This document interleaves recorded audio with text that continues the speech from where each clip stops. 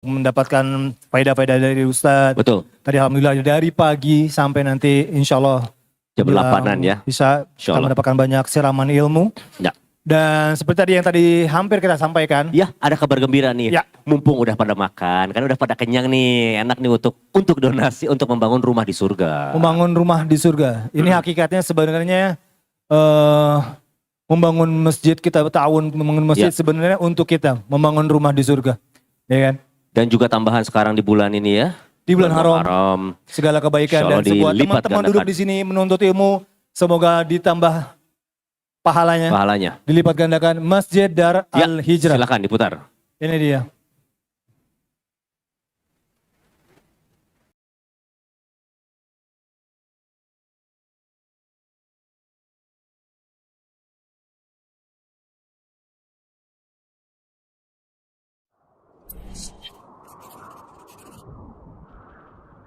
Bismillahirrahmanirrahim.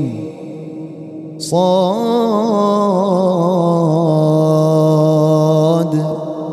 والقرآن ذي الذكر بل الذين كفروا في عزة وشقاق كم أهلكنا من قبلهم من قرن فنادوا ولا حين مناص وعجبوا أن جاءهم منذر منهم وقال الكافرون هذا ساحر كذاب أجعل الآلهة إلها واحدا إن هذا لشيء عجاب وانطلق الملأ منهم أن امشوا واصبروا على آلهتكم إن هذا لشيء يراد ما سمعنا بهذا في الملة الآخرة إن هذا إلا اختلاق أأنزل عليه الذكر من بيننا بل هم في شك من ذكري بل لم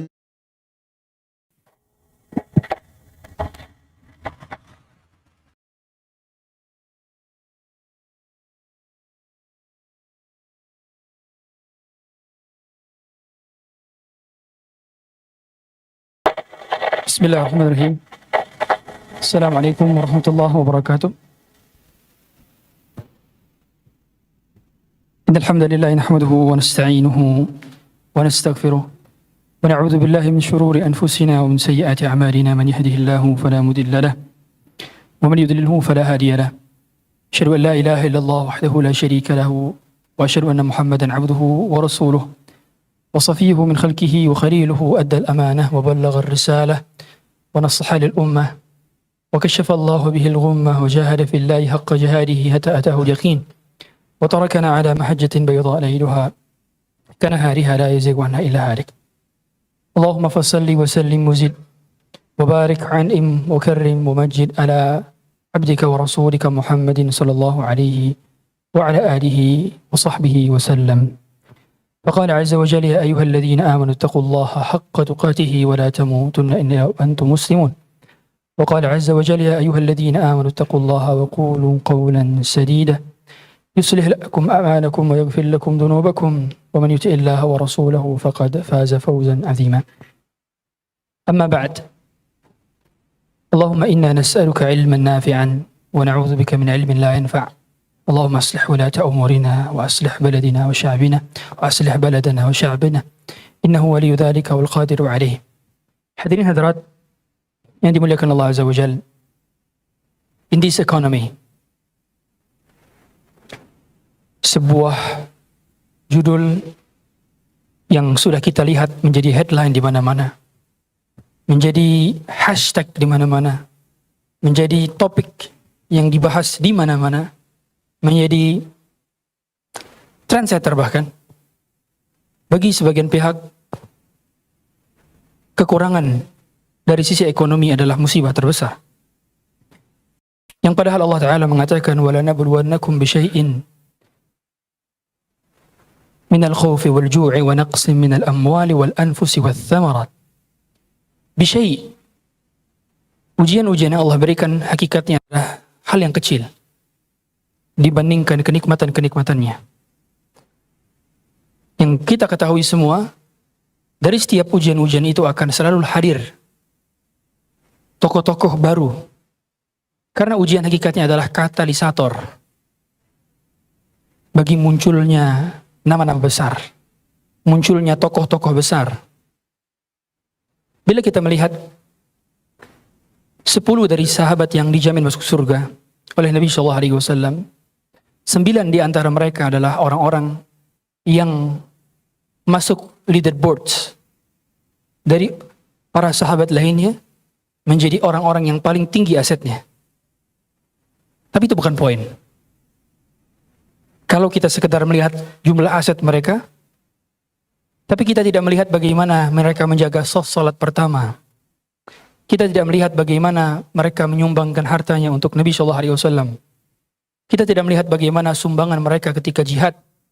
Kita tidak melihat bagaimana budak yang mereka bebaskan di jalan Allah. Maka berarti kita missing part dan episode dari sebuah cerita yang panjang. Karena orang-orang kaya di zaman Nabi SAW lahir menjadi sebuah kepastian peradaban. Oleh karena Nabi SAW tidak takut.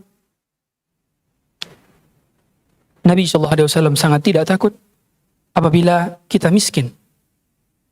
Bukankah beliau mengatakan mal faqra akhsha alaikum? Bukan kemiskinan yang paling menjadi concern besarku.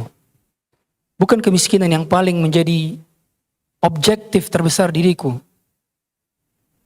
Mal faqr.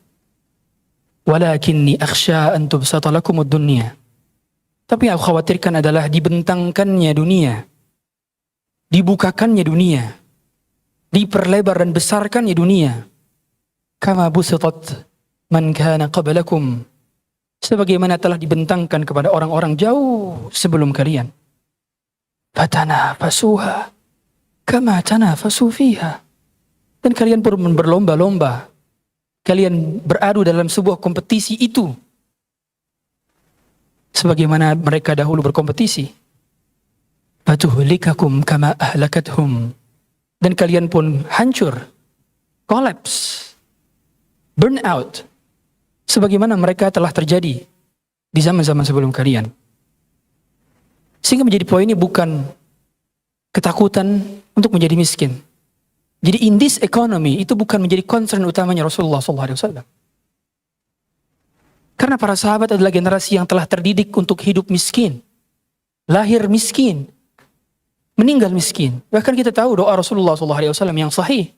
Allahumma ahyini miskinan wa amitni miskinan. Ya Allah, hidupkanlah aku dalam keadaan miskin dan matikanlah aku dalam keadaan miskin. Ini bukan concern sekedar kekurangan harta. Wa naqsi minal amwal bukan concern utama. Justru concern utamanya adalah ketika kaya. Dan bukankah perang Uhud kalah secara matematik? Disebabkan karena hasrat duniawi para sahabat, sebagian sahabat. Untuk segera mengambil harta rampasan perang di bawahnya. Sebelum ada instruksi untuk turun. Dan bukankah teguran yang keras kepada sebagian orang atau sebagian besar orang-orang Ansar tatkala perang Hunain, ketika mereka tidak dapat jatah dari harta rampasan perang di Hunain. Dan bukankah berbagai macam problematika keumatan selalu diawali dengan fitnah harta di dalamnya? Sebagaimana sabda Nabi sallallahu alaihi wasallam, "Likulli ummatin fitnah." Setiap umat akan selalu ada ujian terbesarnya. Wa fitnatu ummati al-mal. Dan hal yang paling besar menjadi ujian terberat bagi umatku adalah harta. Harta mereka.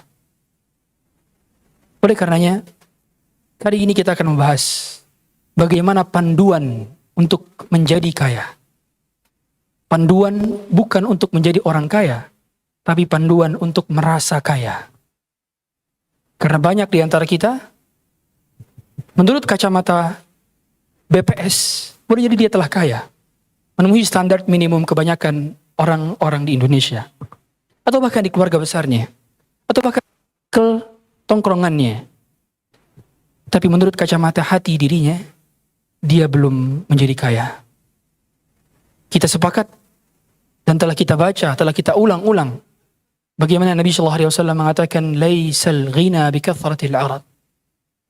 Kekayaan bukan pada aset dan benda, walakinnal ghina ghinan nafs. Tapi kekayaan itu ada pada rasanya. Jadi kaya bukan pada angkanya, tapi kaya ada pada rasanya. Jadi poin pembahasan kita, sudahkah kita merasa kaya? Sudahkah ada itu di dalam hati? Sehingga penjelasan para ulama mengenai tabi'u bainal haji wal umrah fa innahuma yanfiyani al-faqra wal dhunub kama yanfi al-kiru khabat al-hadid.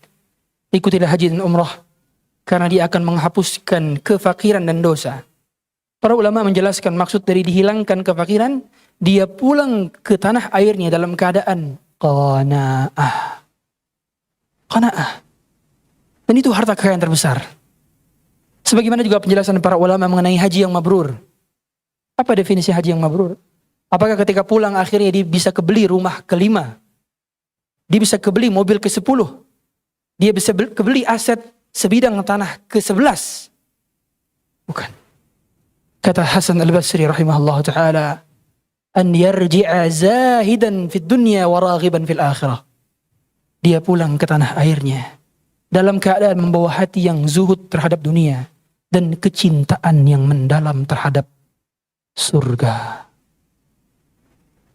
Karena itu definisi kaya. Kekayaan bukan kemampuan kita dalam mencukupi hal yang kita inginkan. Kekayaan adalah tentang rasa cukup dengan hal-hal sederhana yang kita miliki. Boleh jadi ada orang menganggap satu gelas kopi di pagi hari yang dia minum dengan gelas seadanya, dengan gelas sederhana, itu menjadi kenikmatan terbesar dalam hidupnya. Tapi ada orang yang boleh jadi dengan pemandangan paling indah, dengan hotel paling mewah, dengan tempat tinggal di penthouse paling mahal, tapi dia tidak mendapatkan kenikmatan itu karena sedang hilang kecukupan di dalam hatinya. Oleh karenanya, Nabi sallallahu alaihi wasallam memberikan panduan kepada kita bagaimana keberkahan harta itu justru ketika kita tidak berhasrat kepada harta. Saya ulangi, keberkahan harta itu ada ketika kita tidak berambisi dan berhasrat kepada harta. Dahulu ada seorang sahabat yang menjadi saudaranya Ibunda Khadijah radhiyallahu ta'ala anha. Dia baru masuk Islam ketika Fathu Makkah. Seorang sahabat ini bernama Hakim bin Hizam. Hakim bin Hizam radhiyallahu ta'ala anhu. Nabi SAW kita tahu adalah sosok figur yang tidak pernah menolak ketika diminta. Sehingga ketika didatangi oleh Hakim bin Hizam, fasa'alahu an malih, dia meminta tentang hartanya Rasulullah SAW. Maka Rasulullah SAW memberikan di kali pertama dengan bilangan yang banyak. Lihat, Rasulullah SAW bukan orang yang miskin. Ulama mengatakan demikian. Rasulullah SAW adalah orang yang kaya tapi memilih hidup miskin. Sehingga para ulama seperti Imam Syafi'i mengatakan kebanyakan para ulama mampu untuk menjadi kaya tetapi mereka memilih untuk hidup miskin. Karena dengan critical thinking mereka, dengan kejeniusan otak mereka, dengan pengikut yang sangat banyak, dengan hadirin yang selalu hadir banyak, sebagaimana majelis Imam Ahmad. Berapa orang yang hadir di majelis Imam Ahmad? 5.000 orang. 5.000 orang. Yang mencatat 500, 4.500 itu tidak mencatat. Jadi poinnya, Rasulullah SAW diminta harta karena beliau kaya. Tetapi beliau memilih hidup miskin sebagaimana doa yang tadi kita lihat. Wa amitni miskinan. Dan matikanlah aku ya Allah dalam keadaan miskin kembali. Karena semakin sedikit yang kita bawa pulang menuju Allah dalam hal harta dunia, maka semakin kecil potensi kita untuk dihisab. Dan lihatlah bagaimana Nabi memberikan itu tanpa sedikit pun merasa bahwa beliau berjasa kepada Hakim bin Hizam. Di kali kedua, Hakim bin Hizam minta lagi kepada Nabi SAW. Dan diberikan lagi. Di kali ketiga, Hakim bin Hizam minta lagi kepada Nabi SAW. Dan diberikan lagi. Tetapi kemudian Nabi SAW menyampaikan sebuah hadis yang menghujam dada-dada kita. Yang mengubah mindset dan paradigma kita. Yang mengubah perspektif kita selama ini. Apa yang beliau katakan? Ya Hakim,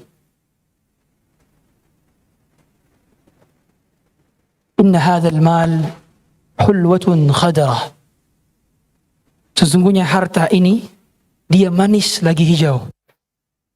Sebuah tabiat manusia menyukai yang manis-manis dan hijau-hijau. Itulah mengapa masyarakat dunia penyakit terbesarnya adalah diabetes.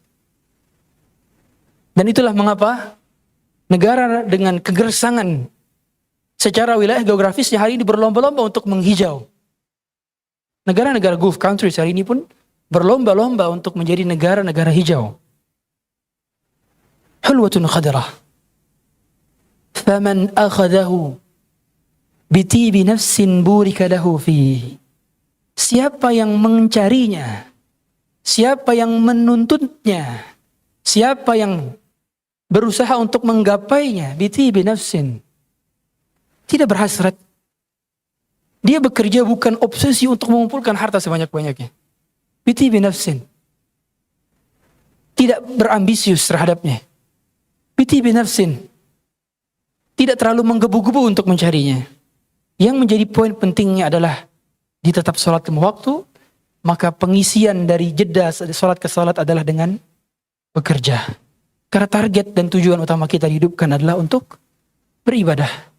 Sehingga sejatinya pekerjaan, klien, transaksi yang kita lakukan adalah mengisi jeda luang waktu kosong di antara sholat ke sholat.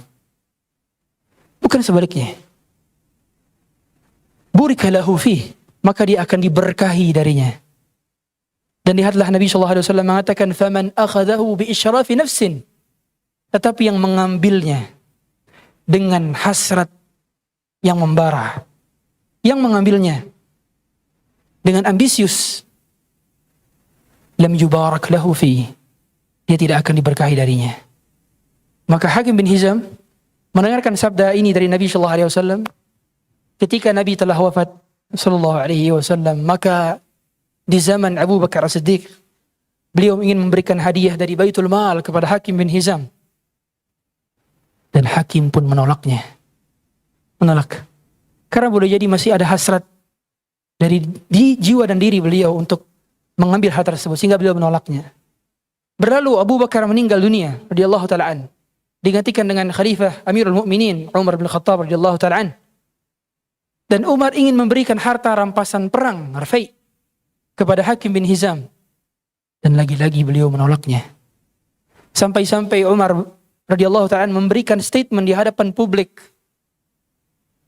saya bersaksi bahwa saya telah menawarkan kepada saudara Hakim bin Hizam untuk diberikan harta dari harta rampasan perang yang telah kita dapatkan, tetapi beliau menolaknya. Pertanyaannya, sudahkah kita bekerja dengan bisakhawati nafsin, bitibi nafsin, dengan jiwa yang lapang, jiwa yang tidak berhasrat? Atau jangan yang menjadi target selama ini hanyalah untuk meningkatkan status sosial. Dan siapa yang mencari harta hanya sebatas meningkatkan status sosialnya, Nabi SAW mengatakan fahuwa fi sabili syaitan. Dia berada di jalan syaitan. Karena yang keluar untuk menafkahi dirinya, keluar untuk menafkahi anak-anaknya di rumah yang masih kecil, keluar untuk menafkahi kedua orang tuanya yang sudah manula dan lansia, fahuwa fi sabilillah.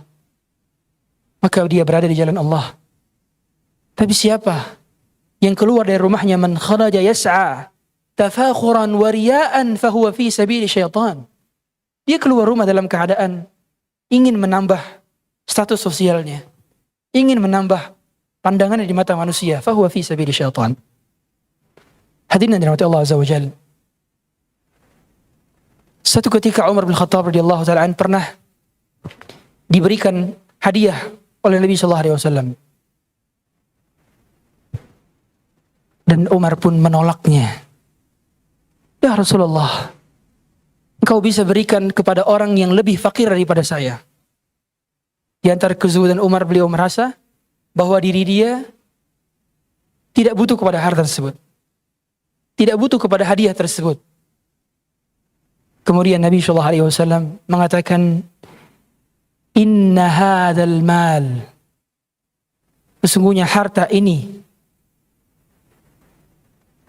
adalah hal yang apabila kau ingin mengambilnya dengan keadaan tidak berhasrat kepadanya, bighairi israfin, tidak berhasrat kepadanya, fakhudhu, dalam riwayat lain fatamawwalhu atau tasaddaq bihi. Maka kalau kita diberi hadiah oleh orang, kita tidak berhasrat kepada harta tersebut, maka justru dianjurkan kita mengambilnya. Bisa nanti kita manfaatkan atau kita sedekahkan. Kata para ulama, ini kaidah. Keberkahan harta itu justru saat kita tidak berhasrat kepada harta itu. Jadi kapan kita menganggap bahwa kita menoleh kepada harta, harta itu tidak akan berkah.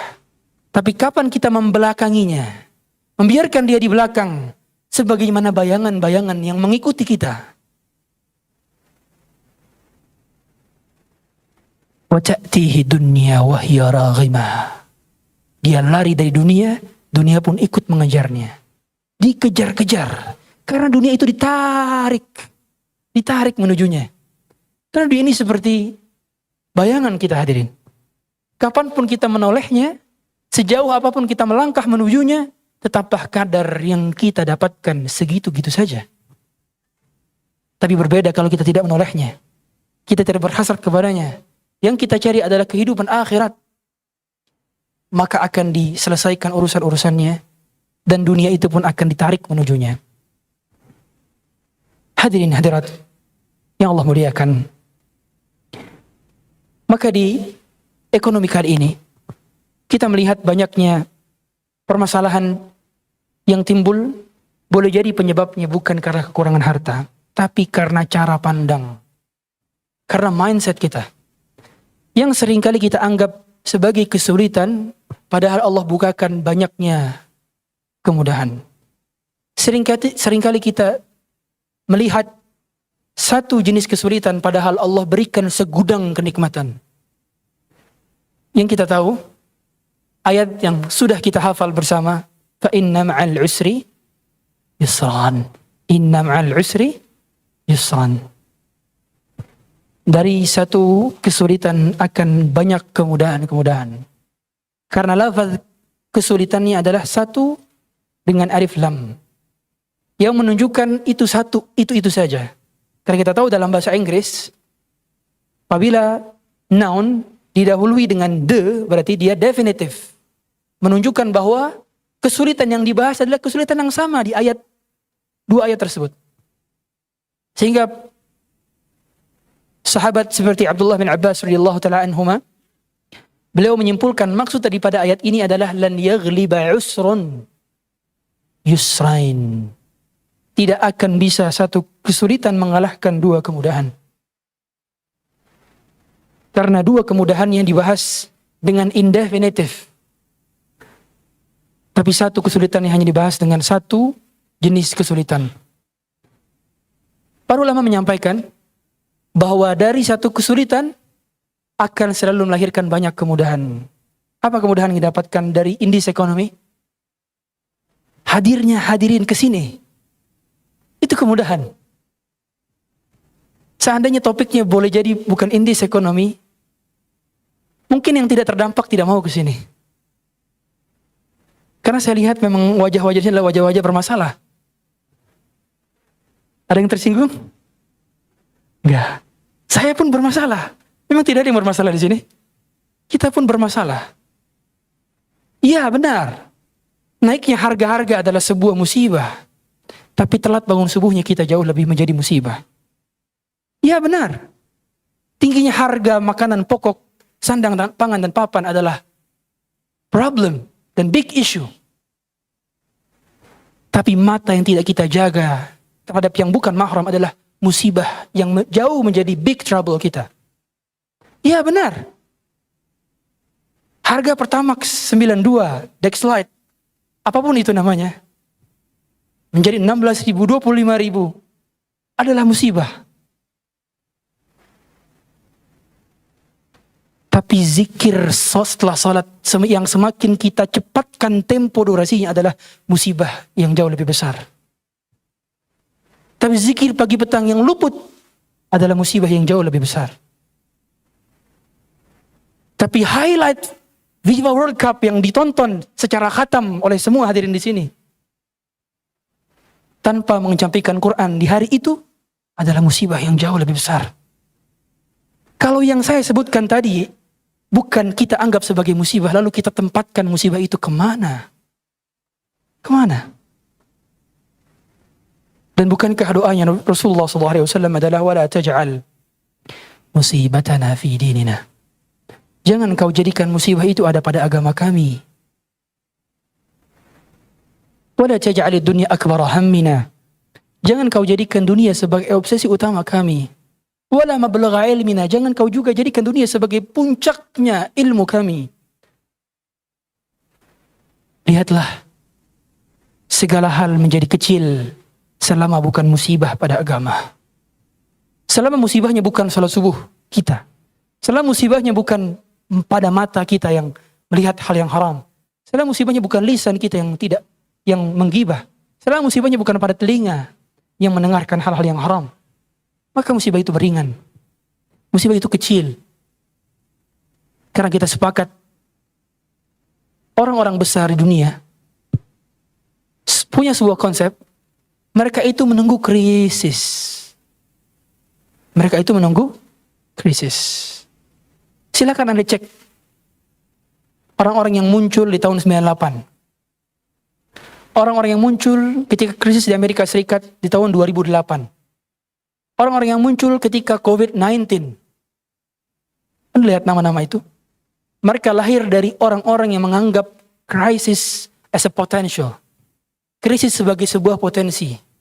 Krisis sebagai sebuah peluang. Krisis sebagai sebuah chance. Karena dari setiap krisis itu akan selalu ada orang yang naik kelas. Poinnya, kita mau di mana? Poinnya kita mau di mana? Mau menjadikan itu sebagai opportunity? Atau justru kita hanya meratapi, bahkan tidak menganggap ini sebagai sebuah opportunity? Kalau mereka melihat dari kacamata dunia, bagi orang beriman di kacamata besar, bukankah Allah bukakan pintu kesabaran? Dapat pahala sabar. Bukankah Allah buka pintu pengharapan? Dapat pahala raja. Bukankah Allah buka pintu akhirnya doa? Dan doa adalah ibadah. Bukankah Allah buka pintu ketawaduan kita di hadapan Allah? Dan akhirnya muncul di benak-benak kita bahwa Allah yang maha kuasa. Allah yang maha mengatur segala-galanya. Muncul di benak kita lagi Allah yang maha menyempitkan rezeki dan maha melapangkannya. Allahu yabsutur rizqa liman yasha'u wa yaqdir. Dan itu kemudahan yang sering kali menjadi blind spot kita. Sering kali tidak kita lihat, sering kali kita abaikan, dan sering kita tidak intip. Lalu kita lihat kemana itu sebagai bagian dari kemudahan. Hadirin, hadirat yang dirahmati Allah Azza wa Jalla. In this economy, hal yang terpenting lagi untuk kita lihat, orang-orang besar itu selalu main jangka panjang.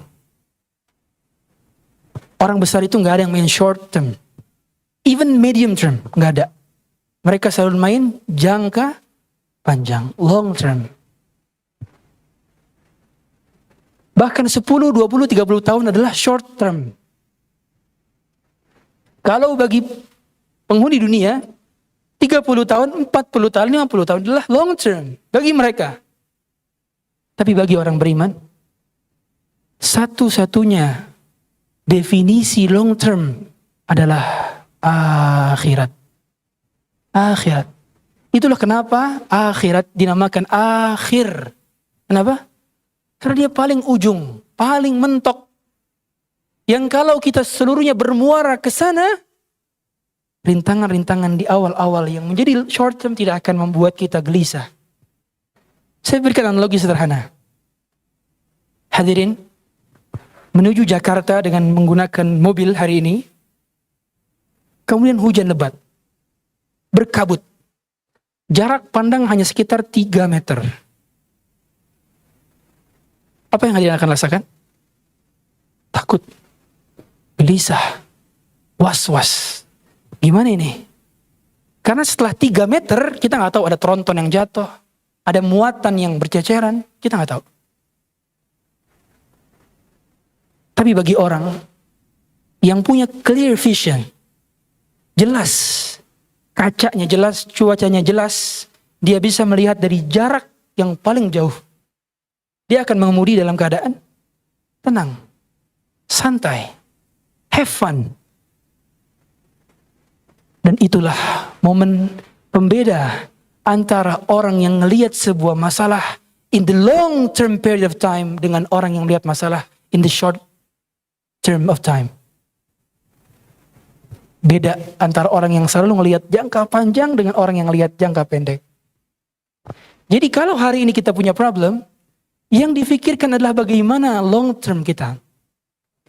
Kita masih ingat bagaimana Rasulullah SAW ketika mendapatkan himpitan ekonomi paling dahsyat dalam sejarah peradaban di Madinah. Apa himpitan ekonominya? Perang Khandaq. Kaum muslimin itu nggak punya stok makanan untuk bisa bertahan selama 1 bulan. Karena mereka dikepung. Bayangkan 2.000 orang dikepung. Bayangkan nih 1.000 orang. 2 kali lipat ini kita dikurung dalam sebuah kurungan yang sama dan tidak ada stok untuk sebulan ke depan. Gimana? Nggak ada problem yang berat daripada itu. Sebagian besar sahabat mengikat perut mereka dengan bebatuan. Dalam keadaan kondisi seperti itu mereka perlu menggali tanah untuk membuat parit-parit dengan kedalaman 5 meter, lebar 5 meter, panjang 20-an kilometer. Selama kurang dari 6 hari. Perang Khandaq. Pada saat Nabi SAW menggali tanah, ada sebuah batu besar yang ingin beliau pecahkan. Dan tidak ada seorang pun sahabat yang mampu memecahkan bebatuan itu. Di tengah kehimpitan ekonomi, rasa lapar, pemboikotan, maka Nabi SAW mengatakan, labbaik, ya Allah, aku penuhi panggilan Engkau. Dan beliau mengatakan, Allahumma la aisha illa aishul akhirah. Beliau memainkan vision long termnya. Dan beliau mengatakan, ya Allah, tidak ada kehidupan kecuali kehidupan akhirat. Kesedihan ini akan segera berlalu. Kehimpitan ekonomi akan segera berganti. Musim akan menjadi musim yang baru. Dan kehidupan akan terus berjalan. Sedangkan kehidupan akhirat tidak akan kembali lagi ke hari ini. Allahumma la aisha illa aishul akhirah.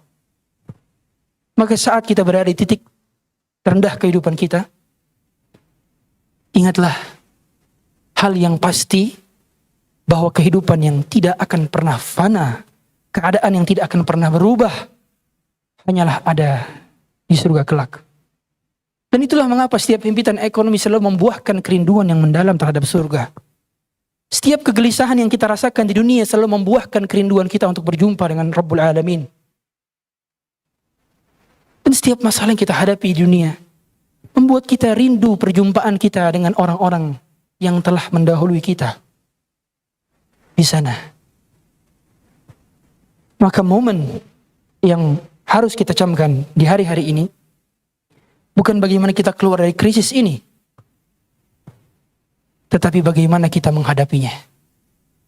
Karena poinnya, krisis boleh jadi tidak berubah. Masalah secara zahir tidak berubah. Tapi secara batin berubah.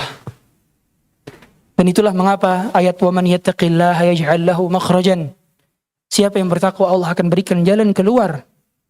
Jalan keluarnya boleh jadi bukan diubah secara zahir keadaan, tapi jalan keluarnya boleh jadi adalah rasa penerimaan di dalam hati.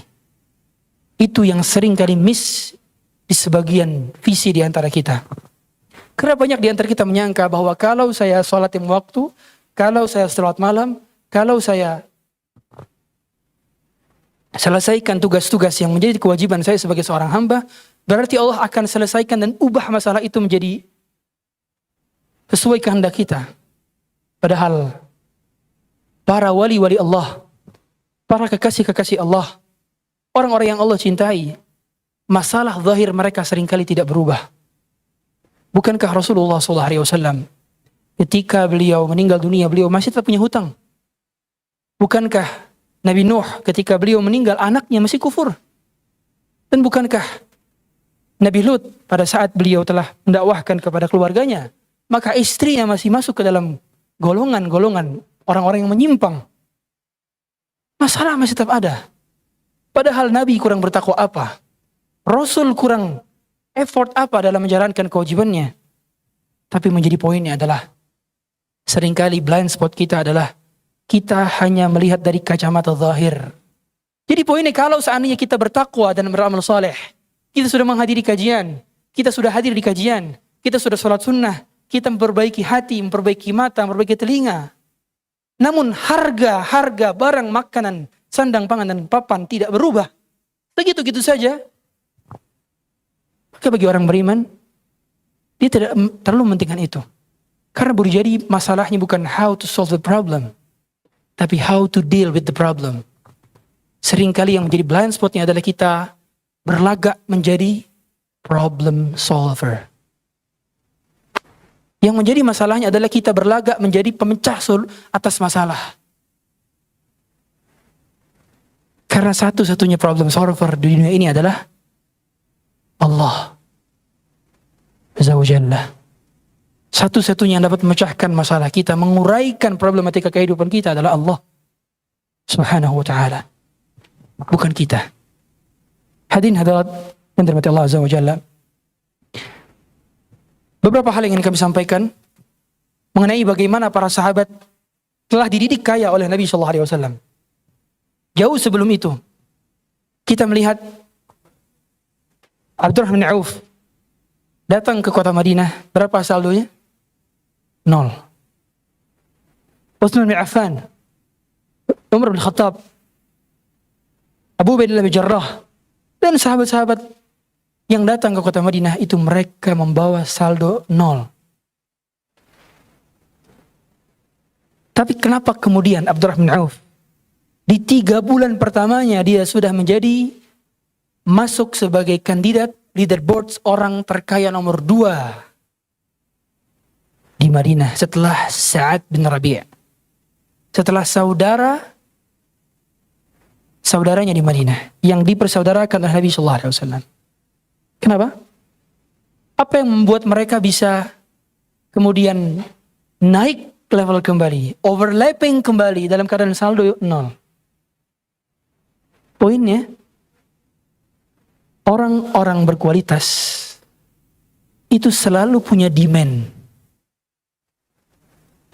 Orang-orang berkualitas mau ditempatkan di mana saja, Anda rampas seluruh hartanya, dia tetap punya value yang gak bisa dirampas. Dia tetap memiliki nilai yang tidak bisa ditiru. Nilainya apa yang dimiliki oleh Abdurrahman bin Auf? Apakah nilai kemampuan berdagangnya? Skill komunikasinya? Bukan itu yang utama. Titik balik kehidupan yang membuat kita bisa melihat orang ini memang layak untuk bisa masuk ke dalam jajaran orang-orang terkaya di Madinah kembali. Dari mana kita bisa melihat itu? Pada saat ditawarkan harta setengahnya. Ingat, setengah harta orang paling kaya. Bukan setengah harta saya, bukan setengah harta Anda. Setengah harta orang paling kaya di Madinah. The richest man in the town. Bayangkan orang paling kaya se-Garut. Orang paling kaya se-Bandung. Orang paling kaya se-Jakarta. Setengahnya dikasih kepada orang paling miskin di sana. Karena Abdurrahman bin Auf memulai saldonya 0. Berarti paling bawah. Tapi lihatlah bagaimana beliau bermentalkan kaya. Lagi-lagi kaya bukan soal angka, kaya adalah soal rasa. Beliau mengatakan, Barakallahu laka fi malika wa ahlik. Semoga Allah berkahi hartamu dan keluargamu. Walakin dullani ala suq. Saya cuma butuh satu clue saja. Tunjukkan di mana saya pasar. Mental sang juara adalah mereka yang tidak bergantung kepada satu pihak makhluk pun di tengah krisis. Jadi kalau kita memang menjadi orang-orang yang akan menaiki podium-podium itu, kita harus berkualitas. Dan tanda berkualitasnya orang, dia nggak ngandelin relasinya, dia nggak ngandelin circle-nya, dia nggak ngandelin kenalannya, dia nggak ngandelin pamannya, bapaknya, kakeknya, saudaranya, sepupunya, dia nggak ngandelin itu. Meskipun dia punya seluruh jaringan, dia punya seluruh kenalan, dia punya kontak orang-orang penting di nomor handphonenya. Tapi orang berkualitas tidak akan menggantungkan jantung harapan mereka kepada makhluk. Justru beliau malah mendoakan, Barakallahu laka fi malika wa ahlik. Kita lihat dari dua sisi, bagaimana orang kaya yang paling kaya di zaman Nabi SAW sebelum para sahabat muhajirin datang ke Madinah merelakan setengah hartanya. Ini adalah keutamaan. Yang kedua, orang paling miskin di antara mereka yang membawa saldo 0 justru adalah orang yang menolak harta setengah orang kaya. Pemandangan yang boleh jadi tidak terulang untuk kedua kali. Dan itu ada pada generasi terbaik. Jadi kalau mau nyontoh, bukan satu bagian part. Karena kebanyakan kita hanya menelisik, oh jadi Abdurrahman bin Auf orang paling kaya, akhirnya dia bekerja pontang-panting, tapi menghilangkan esensi. Mengapa dia jadi kaya? Karena ada part terpenting yang sering kali kita miss, yaitu di awal ketika dia nolak harta orang paling kaya. Dan dia mengandalkan Allah Azza wa Jalla. Lihat kemampuan Abdurrahman bin Auf. Setelah Allah tolong, setelah dia bertawakal penuh kepada Allah, Allah benar-benar memberikan harta yang jauh lebih banyak daripada jumlah dirinya ketika berada di Makkah. Begitu pula Utsman bin Affan. Begitu pula para sahabat-sahabat yang tercatat kan nama mereka sebagai orang-orang paling kaya di Madinah. Mereka adalah orang-orang yang tidak takut miskin. Jadi kalau hari ini ada hasrat dalam hati kita, keberharapan kita kepada makhluk, maka berarti kita bermental miskin meskipun saldo di rekening kita miliar rupiah. Jadi kalau hari ini dompet pengharapan kita adalah di A, B, C, D, E, F, G dan seterusnya sampai Z, tapi di hati kita kosong dari pengharapan kepada Rabbul Alamin, kita adalah orang-orang paling fakir. Karena sejatinya kekayaan Abdurrahman bin Auf sudah beliau rasakan sebelum beliau menjadi kaya. Sebelum beliau menjadi orang paling kaya lagi di Madinah, setelah 3 bulan, beliau sudah merasakan kekayaan. Di mana? Di hati. Kekayaan rasa sudah beliau dahulu rasakan sebelum beliau merasakan kekayaan tangan. Dan itu blind spot kita. Karena kebanyakan kita hanya melihat yang zahir, Dan kita lupa hadis-hadis Nabi SAW tentang man aslaha minkum aminan fi sirbihi mu'afan fi jasadihi wa 'inda qutu yaumihi faka'annama hizat lahu dunya bihadafiriha. Siapa yang pagi harinya tidak dalam keadaan ketakutan, aminan fi sirbihi, aman, mu'afan fi jasadihi, dia sehat wal afiat, wa 'indahu qutu yaumihi, dia punya stok pangan untuk di hari itu saja. Faka'annama hizat lahu dunya. Lihatlah lafaz Nabi, ka'annama, dia bisa merasakan rasa yang sama seperti raja-raja yang memiliki singgasana tertingginya. Dia bisa merasakan rasa yang sama seperti orang-orang paling kaya memiliki aset di stok paling kaya di dunia. Karena ada hal yang tidak dimiliki oleh mereka, tapi dimiliki oleh kita. Apa yang dimiliki? Rasa cukup di dalam hati. Dan bukankah kalau sekedar problem ekonominya, sekedar problem sosial dan politiknya, Allah Ta'ala telah katakan dalam surah Al-Ma'idah, in takunu ta'lamuna fa innahum ya'lamuna kama ta'lamun. Kalau sekedar kena dampak ekonomi saja, orang yang gak beriman pun kena dampaknya. Kalau sekedar kalian ngeluh tentang rasa yang kalian rasakan dari dampak ekonomi saja, mereka pun juga ngerasain hal yang sama, susahnya beli BBM. Lalu apa yang menjadi pembeda antara kita dengan mereka? Wa tarjuna minallahi ma la yarjun. Kalian berharap sedangkan mereka tidak berharap seperti apa yang kalian harapkan. Apa yang kita harapkan dari sini? Kita mengharapkan segera berjumpa dengan Allah. Kita mengharapkan ada pahala kesabaran yang diberikan. Kita mengharap ada ketawakalan, kecukupan. Muncul lagi di benak kita dan keyakinan dalam hati bahwa Allah Ar-Razzaq. Muncul lagi dalam benak kita bahwa Allah yang maha kuasa mengatur segalanya. Dan lihatlah Rasulullah SAW ketika ditanya tentang problem ekonomi oleh para sahabat, ya Rasulullah, ghala si'r, harga-harga naik ya Rasulullah. Maka beliau mengatakan, innallaha huwal musa'ir al-qabid al-basit ar-razzaq. Sesungguhnya Allah yang mengatur harga, Allah pula yang melapangkannya, Allah pula yang menyempitkannya, dan Allah adalah Ar-Razzaq. Pertanyaannya adalah ekonomi, tapi jawabannya adalah akidah. Pertanyaannya adalah tentang kondisi harga, tapi jawabannya adalah asma wa sifat. Pertanyaannya adalah kondisi masyarakat secara horizontal, tapi jawabannya adalah secara vertikal. Pertanyaannya adalah tentang faktual di lapangan, tapi jawabannya tentang iman. Dan itu yang kita harapkan dari jawaban-jawaban hari ini. Mengapa kebanyakan kita merasa ketakutan? Karena boleh jadi nama Al-Musa'ir tidak ada pada hati kita. Nama Ar-Razzaq tidak ada pada benak kita. Nama Al-Qabid dan Al-Basit tidak hadir saat harga kita naik, kita melihat berita. Kemana nama-nama itu? Siapa decision maker mengenai pricing? Bukan pemerintah. Bukan 9 naga. Bukan pula orang-orang yang menguasai perekonomian mengatur harga sana pangan. Nabi memberikan statement, saat itu yang mengatur harga secara real adalah orang Yahudi dari Bani Qainuqa. Mereka yang punya pasar. Mereka menguasai market.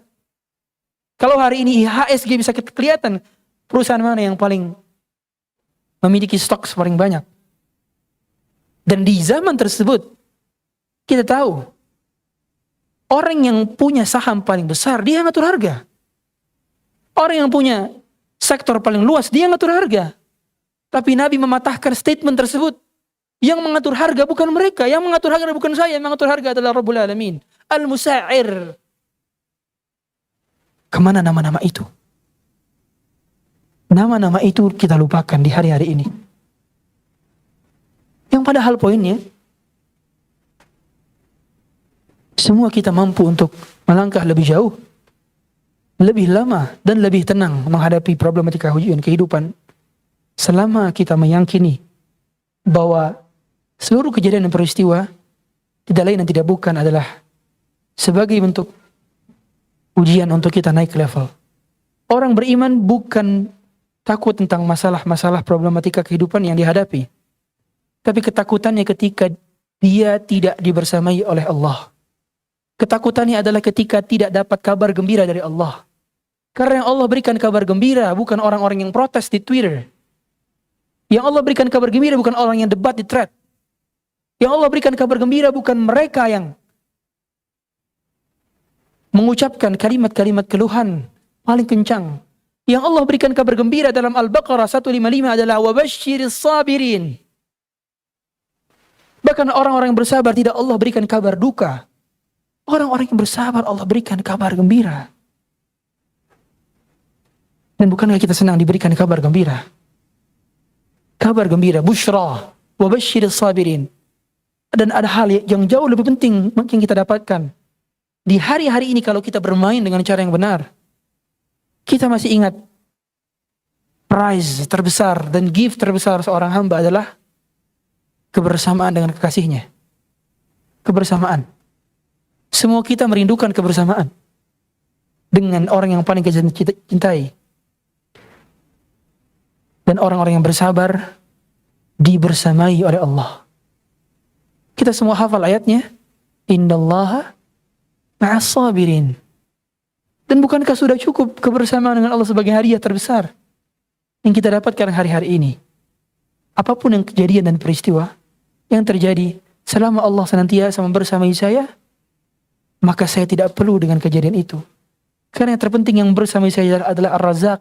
Yang bersamai saya adalah zat yang maha besar dan kuasa. Yang bersamai adalah zat yang mencukupkan saya. Tapi ketika kita tidak ada bersamai olehnya, maka disitulah titik terlemah kita. Hadirin hadirat yang dirahmati Allah Azza wa Jalla. Adapun langkah teknis orang-orang ketika diri mereka dipersiapkan menjadi kaya oleh Nabi SAW, Nabi terlebih dahulu mempersiapkan mental mereka. Mental mereka. Karena kaya atau bukan itu bukan soal. Tapi sikap ketika kondisi ekonomi berubah itu soal. Poinnya adalah apa yang di tangan, baik bertambah maupun berkurang itu bukan soal. Tapi apa yang berada di hati dalam respon penerimaan ketika harta bertambah dan berkurang itu yang menjadi soal. Dan itulah mengapa sahabat Nabi SAW dikategorikan sebagai orang-orang yang zuhud meskipun mereka adalah triliuner. Triliuner. Silakan Anda baca biografi bagaimana harta kekayaan yang diterima oleh satu istrinya Abdurrahman bin Auf. Silakan Anda lihat bagaimana kekayaan yang dimiliki oleh Abdullah bin Zubair dari harta peninggalan Zubair bin Awam. Jadi the first banking system itu ditemukan oleh Zubair bin Awam. Karena beliau menyuruh orang untuk menabung kepada beliau dengan akad qard. Sehingga akhirnya orang itu meminjamkan beliau berupa hutang. Tapi Zubair bin Awam mengelola uang tersebut sehingga berinvest. Dan pada saat meninggal dunia, tahukah kita berapa harta yang dimiliki oleh beliau? Setelah dibayar hutang-hutangnya, kemudian beliau memiliki hampir 50 juta dirham. Silakan dikalikan. 1 dinar itu setara dengan 4,25 gram emas. Sedangkan 1 dinar setara dengan 7 dirham. Silakan dicek. Itu triliuner. Jadi bukan soal, masalah apa yang di tangan bukan soal. Tapi Nabi terlebih dahulu menyampaikan keyakinan di hati mereka tentang harta apa yang paling bermanfaat. Makanya Imam Ahmad pernah ditanya, apakah mungkin orang paling kaya tetapi juga di satu kondisi yang sama dia adalah orang paling zuhud? Apa jawab beliau? Mungkin. Dan contohnya sudah ada. Siapa contohnya? Para sahabat ridwanullah alaihim. Bagaimana cara mengukur orang bisa kaya di satu momen dan zuhud di satu momen? Kata beliau, ketika hartanya bertambah dia tidak bahagia. Ketika hartanya berkurang dia tidak sedih. Jadi kalau di antara kita kekayaan dompet kita itu bertambah dan kita senang dengan pertambahan itu, kita bahagia melihat saldo bertambah, berarti kita belum zuhud. Meskipun baju kita adalah baju yang paling compang-camping di dunia. Sebaliknya, ketika saldo sedikit kita berkurang, melihat portofolio merah, dan kita sedih, Anda menjadi sekaya Elon Musk pun yang hari ini memiliki 1 triliun US dollar. Kalau Anda sedih melihat porto merah, Anda bukan orang yang kaya dan zuhud, meskipun Anda menganggap bahwa Anda orang kaya. Jadi poinnya adalah bagaimana kita mengatur hati kita hari-hari ini. Hadirin hadirat yang dirahmati Allah Azza wa Jalla. Dan poin terakhir yang ingin kami sampaikan pada kesempatan kali ini. Kekayaan bukan tujuan. Kemiskinan juga bukan goals. Tujuan kita adalah beribadah. Sebab hamba-hamba Allah ada yang Allah buat kaya, ada yang Allah buat miskin. Para nabi dan rasul 124.000 jumlahnya. Ada yang Allah buat kaya, ada yang Allah buat miskin. Ada yang mengembala kambing seperti Nabi Musa, ada yang duduk di kursi tahta seperti Nabi Sulaiman dan Daud. Ada yang lahir dari keluarga sederhana, tapi ada juga yang berpangkat dan berjabatan. Poinnya bukan bagaimana kondisi dunia kita. Poinnya adalah bagaimana kondisi hubungan kita dengan Rabbul Alamin. Barangkali bukan permasalahan harta yang kita alami hari-hari ini, tapi koneksi kita dengan Rabbul Alamin yang menjadi masalahnya. Barangkali bukan berkurangnya kemampuan membeli atau purchasing power yang hari ini kita rasakan, tapi yang kita rasakan hari ini adalah kurangnya iman. Maka untuk menjadi kaya, bukan memprioritaskan angka, tapi bagaimana rasa cukup itu ada dalam hati kita, dan jangan sampai ketukar, terbolak-balik antara tujuan dan wasilah. Karena yang menjadi blunder paling utama kebanyakan manusia adalah tertukarnya antara tujuan dan wasilah. Kapan kita membolak-balikan ini dalam segala hal, maka kita telah gagal di putaran pertama. Wassallallahu Nabi Muhammadin wa alihi wasallam. Kita buka sesi tanya jawab. Allahu a'lam.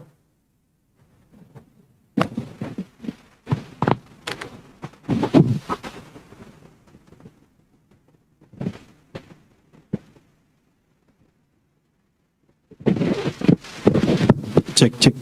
Baik. Bagi teman-teman yang ingin bertanya, silakan. Sebelah belakang. Ada? Satu. Ujung sana. 2. Dan akhwat 2. Akhwat ya. Yang di belakang. Dan sisi sebelah sana. Belakang.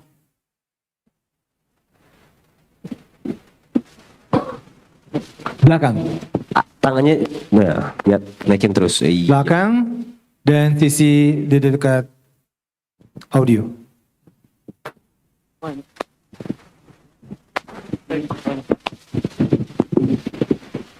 Assalamualaikum warahmatullahi wabarakatuh.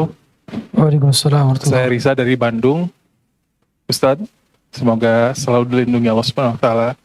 Amin ya Rabbal. Barakallahu fikum buat semua panitia juga. Izin, mic-nya boleh didekatkan dengan Ya. Ingin bertanya bagaimana menumbuhkan ya?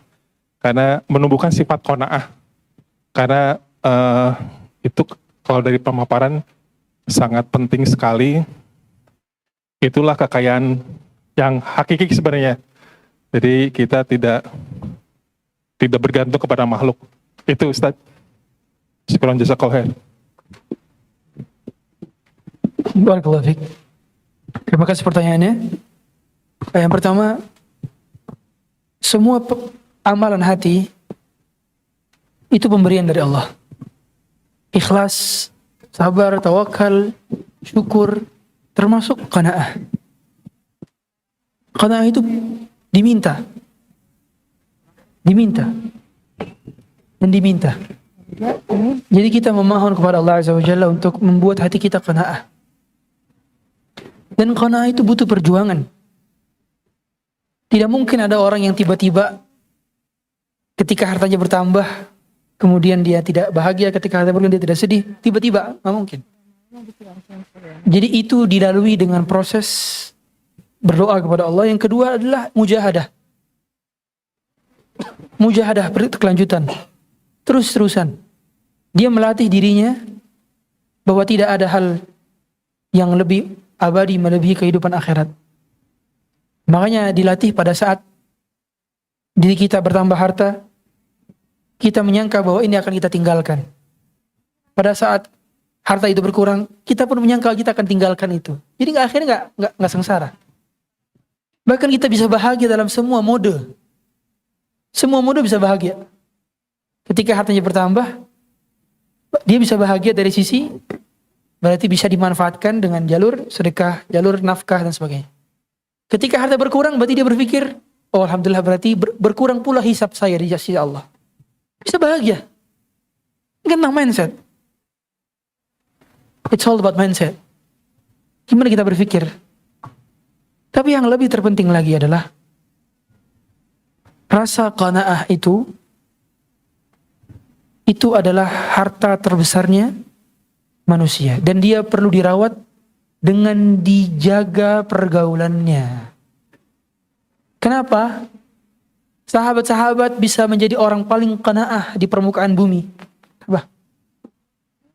Karena kanannya Rasulullah SAW. Karena ibunya adalah ibunda Aisyah radhiyallahu taala anha. Di depannya adalah Abu Bakar, belakangnya adalah Umar, kanannya adalah Utsman, kirinya Ali bin Abi Thalib. Gimana mereka nggak jadi orang qanaah? Jadi kalau kita ingin punya hati yang qanaah, ya gaul juga sama orang yang qanaah. Tapi kalau mindset kita ingin qanaah, sedangkan kanan, kiri, depan, belakang kita adalah orang-orang yang selalu membicarakan dunia untuk tujuan sekedar dunia saja, sulit untuk qanaah. Sulit. Jadi jaga pergaulan. Jaga pergaulan. Jaga pergaulan. Karena kita tahu yang paling banyak akhirnya membuat orang blunder, terfitnah dengan harta itu gara-gara apa? Awalnya pergaulan. Pergaulan. Tidak sedikit kita lihat pasangan kaum muslimin hari ini. Awalnya boleh jadi biasa saja melihat tas mahal. Biasa saja melihat handphone Boba 3 warna oranye. Biasa saja.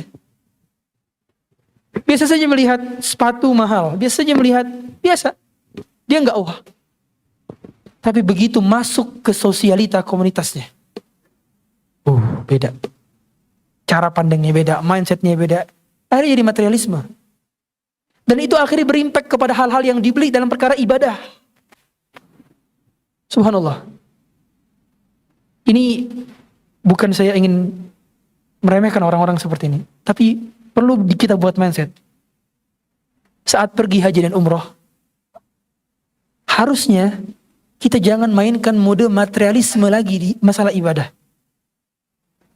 Kebanyakan sebagian di antara kaum muslimin berpikir materialisme.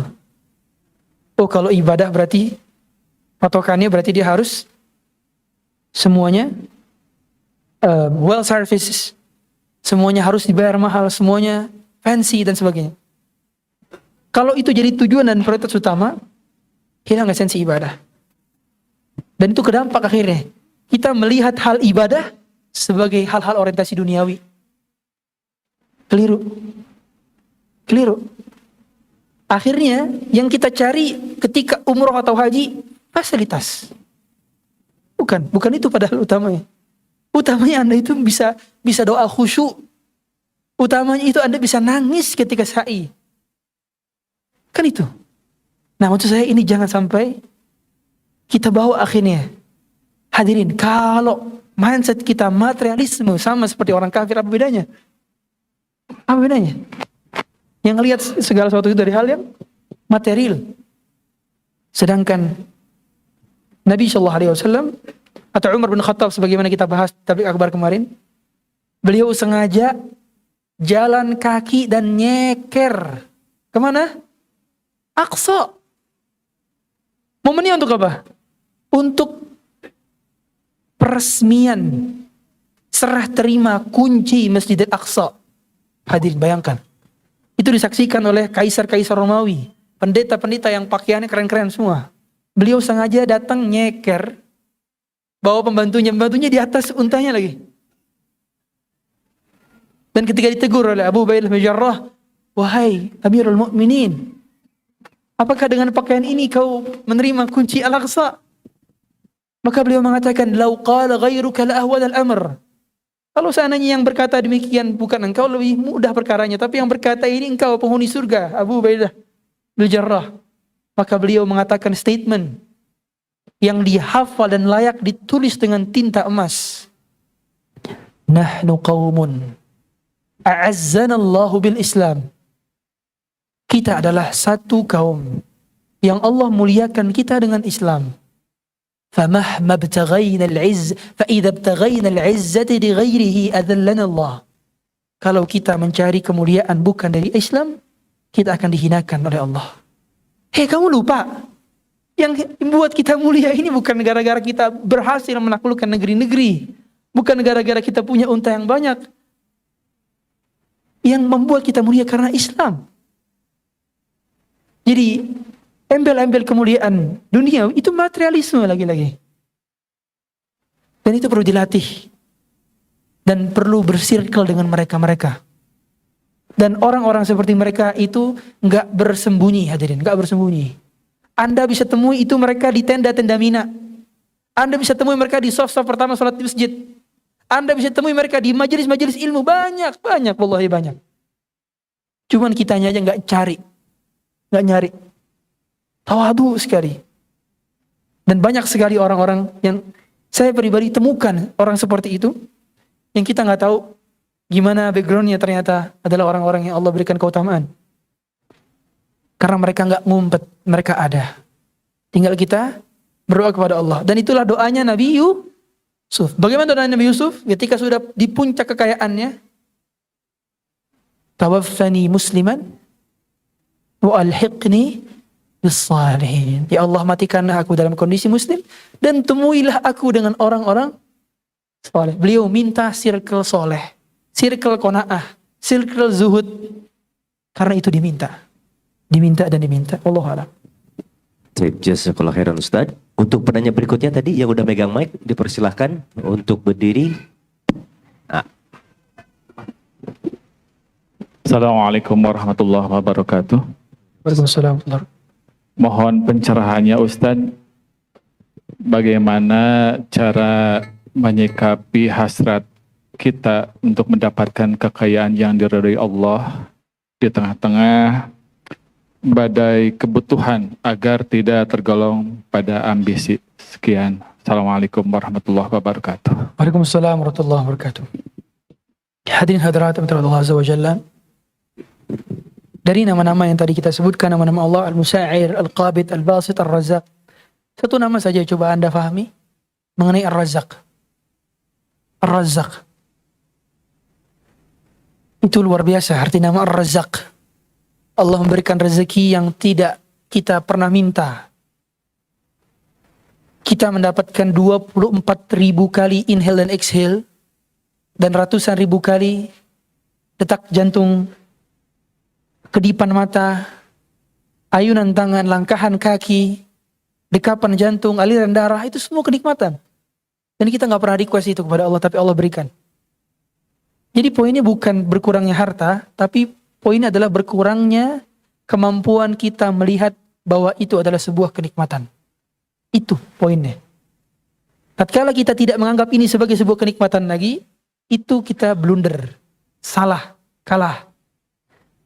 Maka di tengah badai ekonomi yang hari ini melanda, perbanyak berdoa kepada Allah Ta'ala juga. Allahumma kfini bihadalika an haramik wa aghnini bifadlika amman siwak. Ya Allah, cukupkanlah aku dari yang halal di antara yang haram, dan cukupkan diriku dengan keutamaan dari Engkau dan dijauhkan dari selain daripada Engkau. Juga hal yang lebih penting lagi adalah berempati. Di hari-hari ini kita butuh sangat berempati. Berempati, melihat, dan saya pribadi berusaha semaksimal mungkin memprioritaskan belanja itu ke UMKM. Jadi kalau ada brand-brand yang sudah IPO, apalagi brand-brand yang sudah besar, biasanya saya usahakan gak beli. UMKM. Sekedar beli tisu, saya suka cari warung kelontongan. Misalkan di sebelahnya ada mart. Saya cari yang kelontongan. Beli minum, saya cari yang kelontongan. Itu empati, bentuk empati yang bisa kita lakukan hari ini. Kaum muslimin yang promosi dagangannya, beli. Kita ingat sabda Nabi SAW, Wallahu fi auni al-abdi, maka al-abdu fi auni akhi. Allah akan menolong hamba selama hamba tersebut menolong hamba yang lain. Dan ingat, orang-orang yang seperti ini mereka nggak akan ngeluh di hadapan Anda. Orang beriman itu nggak akan ngeluh di hadapan Anda. Yahsabuhumul jahilu aghniya aminat ta'affuf. Orang yang tidak paham tentang kondisi mereka justru menganggap mereka adalah orang-orang kaya. Kenapa? La yas'aluna an-nasa ilhafa. Karena mereka nggak minta. Karena mereka tidak menampakkan kefakiran mereka. Mereka tidak ngeluh dengan DM ke orang. Mereka nggak akan lakukan itu. Ta'rifuhum bisimahum. Tapi kita bisa ngelihat dari raut wajah mereka. Tapi kita bisa melihat dari keadaan hidup mereka sehari-hari. Nilai empati hari-hari yang perlu dibangun. Karena mengapa adanya satu ujian problem yang menimpa kita semua? Kata Ibnul Qayyim, di antara hikmah kata beliau, kenapa di setiap zaman dan masa Allah selalu ciptakan musuh yang sama, the same enemy? Karena dengan demikian akan lahir empathy sesama kaum muslimin dan akan lahir persatuan di tubuh kaum muslimin. Karena same enemy tidak akan bisa muncul dan tidak akan bisa kita kalahkan kalau kita tidak bersatu. Dan bersatu di atas tauhid, bersatu di atas keimanan, bersatu di atas akidah dan sunnah. Itulah yang akhir membuat kita bisa melalui itu semua. Tapi poinnya, untuk menjawab pertanyaan tadi, hal yang paling penting yang harus dilakukan adalah tetap kita berikhtiar, kemudian kita bertawakal dan menyandarkan kepada Allah, dan Allah tidak akan mungkin kurangkan jatah rezeki kita sedikit pun, karena seandainya harga beras satu butirnya 1 juta rupiah, kita akan mampu membelinya. Karena Nabi SAW telah menjamin, lan tamuta nafs hatta tastawfiya rizqaha. Tidak akan jiwa diwafatkan sebelum tuntas jatah rezekinya. Wallahu a'lam. Nampaknya pertanyaan terakhir karena waktu juga yang sudah cukup malam dan sudah harus selesai. Jadi mohon maaf untuk akhwat-akhwat yang bertanya, kami qadarullah tidak bisa membuka pertanyaan bagi akhwat. Mungkin yang terakhir ada hitam dari antum Ustaz, singkat. Ya. Saya mau tampilkan QRIS di depan. Tampilkan QRIS QR. Teman-teman tahu mengapa teman-teman digratiskan ke sini? Mengapa tenan-tenan digratiskan ke sini?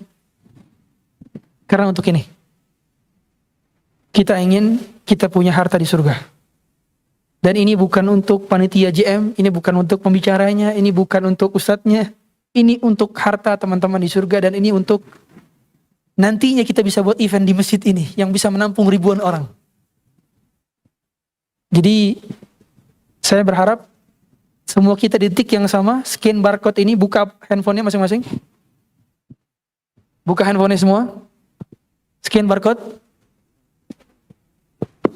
Kita nanti lihat berapa saldo yang langsung masuk ke sini. Karena ini langsung ke rekening Masjid Darul Hijrah. Ya, silakan. Silakan kasih yang terbaik. Silakan. Dari harta yang teman-teman miliki. Dari iPhone 17 Anda, malu kalau nggak nge-scan, ayo silakan. Ayo, yang akhwat bisa sebelah sana. Yang scan, ayo semua. Ayo, silakan. Ya, nanti langsung dicek Ustadz harta. Kalau tidak berapa ada yang terkumpulkan. Ya, baik. Atau silakan. Bisa difoto. Ya. Dan di-share ya, bisa di-share juga. Bisa di-share juga, teman-teman juga. Foto di-share ke saudara-saudaranya. Ya. Silakan. Mudah-mudahan sebelum jam 8 sudah full nih. Kita berharap dengan dengan event-event semacam ini dikumpulkan crowd Dan dengan wasilah taufik dari Allah Azza wa Jalla, kita bisa punya masjid sunnah di Garut yang bisa menampung ribuan orang, dan teman-teman nanti bisa merasakan kenikmatan sholat di sana, kajian di sana, kemudian berkomunitas di sana, karena kegiatannya bukan hanya kajian saja, tapi juga ada activity community-nya. Dan ini harus menjadi cita-cita besar kita semua, berikan yang terbaik, karena ini harta teman-teman di surga.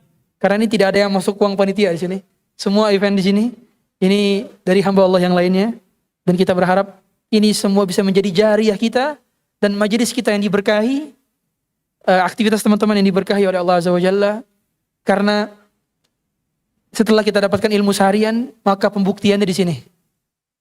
Ini pembuktiannya. Kata Nabi SAW, as-sadaqatu burhan. Sedekah itu bukti. Bukti pengamalan ilmu, bukti terhadap kaedah keyakinan asma wa sifat, bukti terhadap keyakinan bahwa harta akan diganti, bukti bahwa kita tidak akan takut miskin dengan harta yang kita keluarkan, dan bukti bahwa alladzina yunfiquna fis sarra wad dharra. Mereka yang infak itu enggak nunggu kaya, tapi di kondisi indis ekonomi mereka masih mau berinfak. Dan itu adalah golongan yang Allah abadikan dalam surah Al-Imran, mereka yang mendapatkan jaminan surga yang seluas langit dan bumi. Demikian mungkin dapat kami sampaikan. Semoga menjadi ilmu yang bermanfaat. Teman-teman pulang membawa ilmu yang bermanfaat serta amal soleh, penggugah keimanan serta penambah dari amal soleh dan iman. Jangan berhenti di sini, dan nantikan event-event Garut mengaji selanjutnya di kota-kota lainnya. Sallallahu Nabi Muhammadin wa alihi wasallam. Assalamualaikum warahmatullahi wabarakatuh.